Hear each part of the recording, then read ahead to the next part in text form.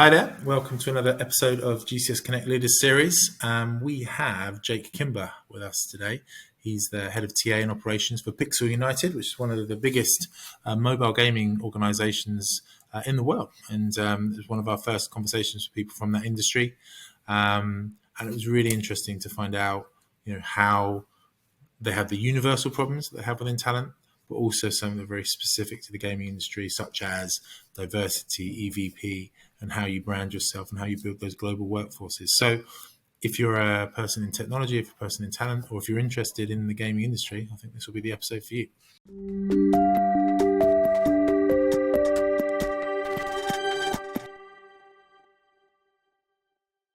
Hello there, Jake. Good afternoon. How are you? I'm great and really excited to be here. Thanks for having me.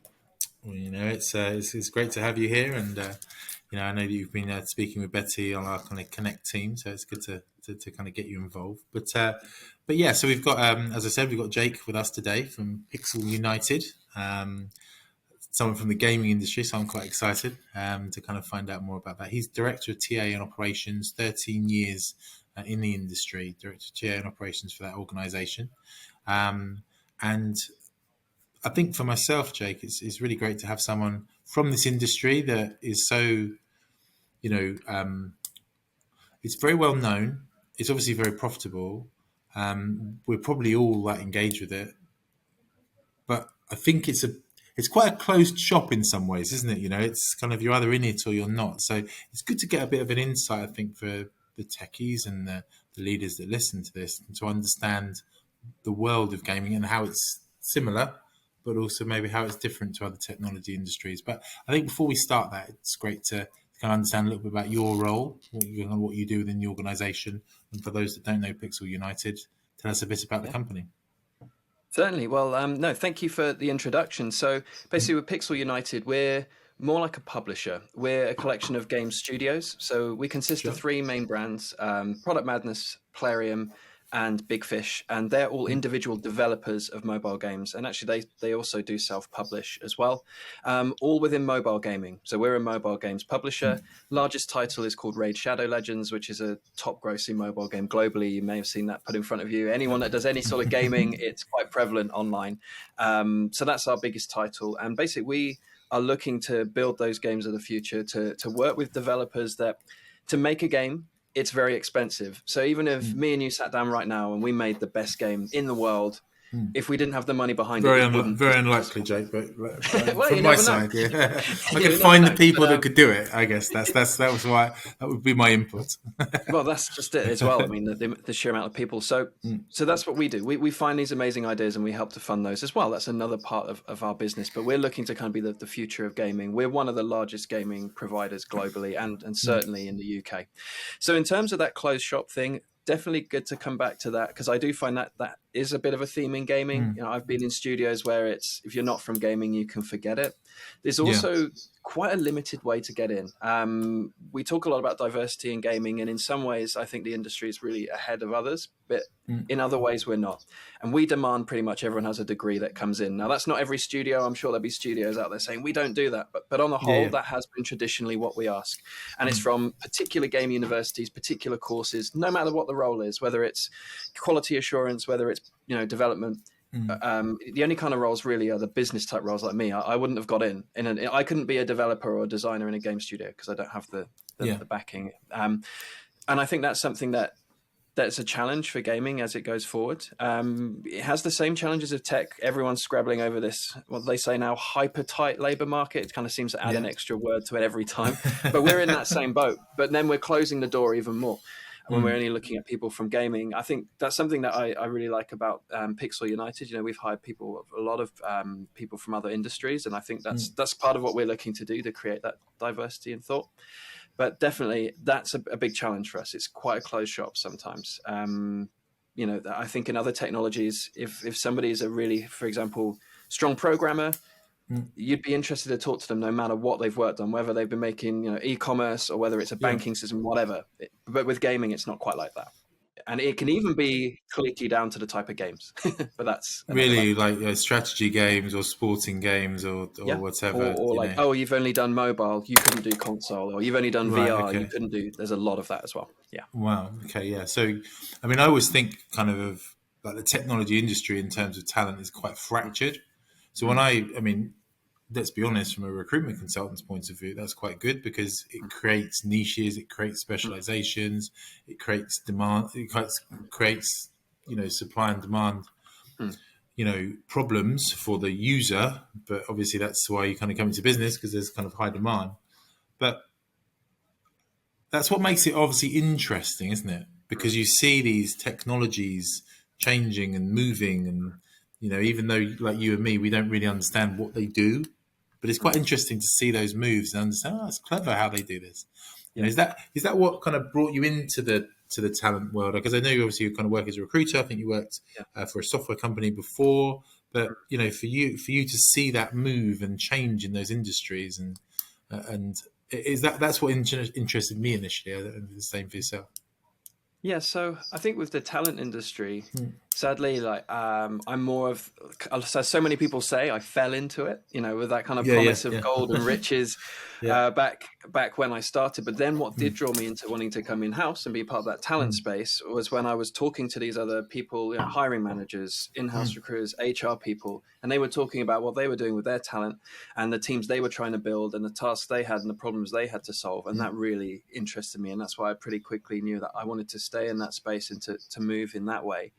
And then what moved me into the gaming industry was not very uncommon, the childhood love of gaming, which I think a lot of us have. Yeah. And that drew me naturally into that space. But yeah, in terms of the talent, initially it wasn't something I'd thought of, and I'd come in for that sort of traditional fell-in route. But then from there, I really got to see actually that it supported a lot of things that I have found interesting.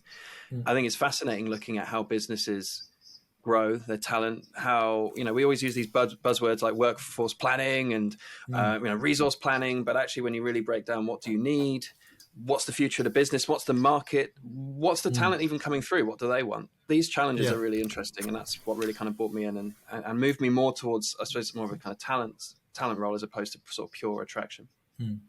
What are the kind of key challenges? We talk a lot in the Leader Series about being leaders, and we've had many fantastic talent people on the podcast.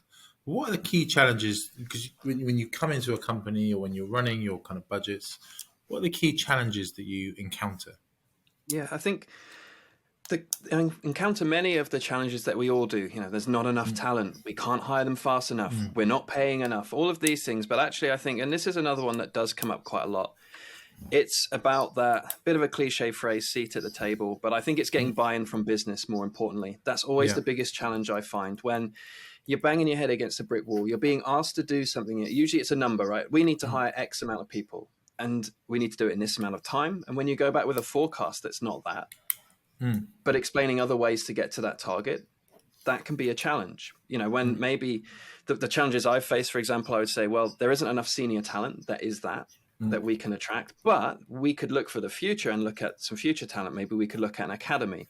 Maybe we could look at apprenticeships. There are other ways to go about this. And then in 12 months time, 18 months time, you'll be set up. I know business doesn't always work like that. Sometimes you have to be, sorry to use this word, more agile. You've got to move a little bit more quickly. But I think a lot of the time it's getting businesses to kind of really trust TA. I still think there is that issue with a lot of businesses where there isn't that trust, where we feel that, everyone's an expert in recruitment, right? You'll get silly things, even down to a minutiae of hiring managers saying, "Oh, have you posted the job on Reed?" And you're like, "Oh, never thought of that. Thank you." So I think everyone's an expert in TA, right? Everyone. Like, I wouldn't be able to tell the dev the best architecture, the best framework for a system they're making. Even in just saying that, you can tell I know nothing about what I'm talking about there.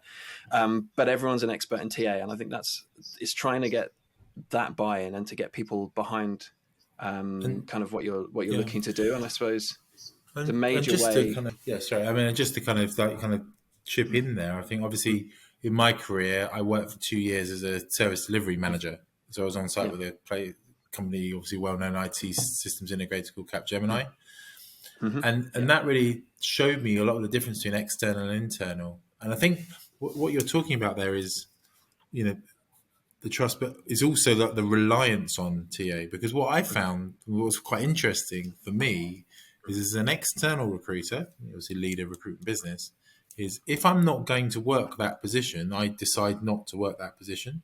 Yeah. Whereas a TA, or like what I was service delivery manager, what the person is responsible for bringing the people into the company. Like the key challenge is you can't walk away from that, can you? That's one thing you can't, like, we need this person to do the job. Yeah. And then a lot of your role is solutions, which obviously makes it quite interesting, but also quite challenging.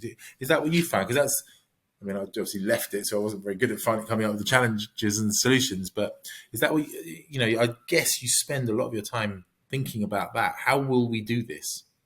Definitely. Because I find, especially in the market we have at the moment, a lot of providers and agencies and recruitment support partners can turn around and say, we're not working that, because they just, that it's not possible. You're getting asked to find something that isn't going to happen, and it's a waste of your time. And I wouldn't even beat about the bush about saying waste of time. And I like actually that a lot of agencies do come out now and go, no, you're giving me, the roles you're giving me are the ones that aren't possible. So I think in terms of finding those solutions, that is kind of the real challenge of being in-house. And I think a lot of it is to do with data, and you've really got to back up what you say. So if you're going to go into a room where you're with the business leaders, I always make sure I'm as prepared as I can be with all the data at hand to really prove the point you have, whether that's industry research or whether that's historic data. We were demanding, we wanted to hire a certain number of senior developers at one of the businesses I was working for. And we showed that our current trajectory, can't say that word, we'd interviewed 100 developers and hired one. And then on the next slide, we had, here are a load of the people that are rejected, all at our direct competitors. So, hey, I don't think they were that bad. They're hiring them. These people are good. Maybe we need to look at the bar a little bit. But it's really hard. If I just went into a room and said, we need to lower the bar on hiring, they go, well, no, we have a high standard of quality. It's for you to find the right people, when sometimes there are different solutions. And I think that's the challenge there. Do we really need a super senior person? Does this person have to have X, Y, Z experience? How many times do we look at a job spec and say, well, if I found you someone that had X, Y, but didn't have Z, would you take them? And a hiring manager or a business leader says, well, of course, that would be great. You're working to a brief that's way too specific. And that's, again, at quite a minutiae detail. That can be a much broader scale. For example, in gaming, demanding people that come from a specific type of game or specific area, and not planning for the future. So, that solutions piece is definitely that's the kind of exciting challenge, I think, of being. And then the other thing that I always found and find is obviously the process as well.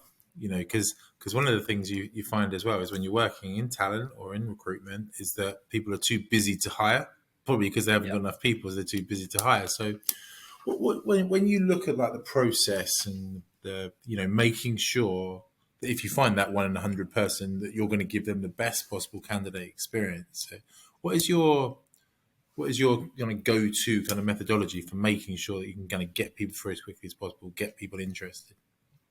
Yeah, so a lot of that comes through, again, the buy-in at the start of the process with the managers, almost down to an SLA. And I've gone that far in some companies and not in others. Some I haven't needed to.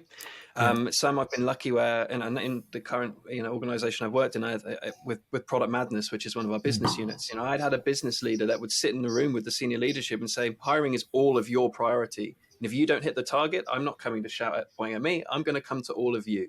Then suddenly, guess what? Those hiring teams are driven. They're motivated. So, hey, get the buy-in from the business. If it really is a crucial goal for the business to hire these people, then it's got to come from everyone. You can't just blame a TA team. They're a part of that, obviously a big part of that, but they're not everything. Usually, a process is moving too slowly because of other things. Unless you're looking and there are no candidates in that front of that funnel, there are no profiles coming in, there's no one interested, then that's that sits with TA or the requirement. So that would be one thing. Is first I actually try and go right to the top and get that whole ethos in the business that hiring is important, and that hiring managers realize they can't just go into a meeting and go, oh, I haven't had any CVs, because they know I'm going to pull up a report, or one of my recruiters is going to pull up a report that shows that's not true. And that's kind of what happened in the dev situation. We had a report, well, you've had 100 people here, and they're suddenly the senior leaders thinking, right, hang on, why aren't my team hiring? So that's number one. And then number two, you can go down to a minutiae level of actually having an agreed SLA. So it's literally, we send you a CV in this amount of time. You give us feedback in this amount of time. And that can actually be driven by an ATS that has those checkpoints and drives that. I prefer not to have to go that far because I think you shouldn't have to do that. I prefer to go that first route of actually having the whole business buy-in at the It's start. hearts and minds, isn't it? It's hearts and Yeah. minds. That's the key thing, Mm, I think, for me. That mm, heart, if you've got people that believe and agree with you, then you can move that forward. I guess sometimes as well, you have certain managers that are moving with the process and therefore getting like the best candidates, and you can probably use that bit on data. Well, exactly. Sarah responds quickly, and funnily enough, Sarah's team is the best recruited for. Yeah, exactly. That's a Yeah. great example as well with Mm. showing the teams that are doing that, and it's funny, isn't it? The ones that are really engaged are the ones that hire the best people and hire the quickest way and build their teams and Yeah. find those best people. So when you kind of think about those solutions that you come up with, because when it comes to the industries and the companies, everyone's dealing with the same. Mm, We talk a little bit about the gaming industry, but every company, like you said, is mm, hyper restricted kind of mm, talent universe. Every company is struggling to find the right people, mm. and I find that's even more now. Like you'd think in this industry where there's lots of layoffs, then basically it's going to be even easier. But what we find is obviously people will get a lot more, nervous to move, don't they? So you have to Yeah. tempt them out more. So what do you think? What do you think are the most important solutions to show? How will you move the dial? With these types of other Yeah. than just obviously speaking to GCS to sort everything out. Well, I But think you're right with this challenge, and I think firstly as well, obviously a lot of the big tech companies are laying off tens of thousands of people, but the shortage is millions. There is a shortage in yeah, talent. There's more millions. So when you have a hiring manager saying, "But Twitter let 10,000 people go," yeah, yeah. great. That hasn't Yeah, moved the and some dial. of That those are hasn't customer changed the service, market. and some of those are Yeah, like operational, and exactly. some of those It are wasn't in like all. Yeah, Indonesia or something. exactly that. So I think that's there is a little bit of an illusion at the moment Mm, that like there's a big panic, there's a shortage, and rightfully it's making people nervous, about mm, moving. I totally understand that. Um, I think a lot of that is firstly is knowing what you're offering. So we're lucky that we have a full compensation team here that look and that every quarter mm. release new data for the market, and we're lucky that we're looking to pay in the sort of in a higher percentile bracket Right. Okay. on Yeah. pay. That sounds like quite a straightforward thing. Oh, you're going straight to pay. It's more than that, but that's a really important thing I found that Mm, we stay fresh with the market, and it's the business philosophy to do that. So that's number one, but not all companies can do that. So I think it's also important to think about the offering, but now that comes down to a lot of it's not good enough anymore just to have, well, we've got a foosball table and we open some mm. beers on a Friday and there's a lunch Yeah. day. That's not enough anymore because people have had a taste of that flexibility.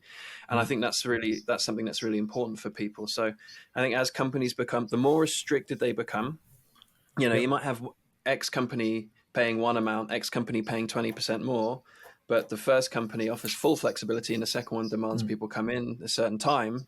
You'll probably find more people leaning towards that flexibility. So I think that's one thing.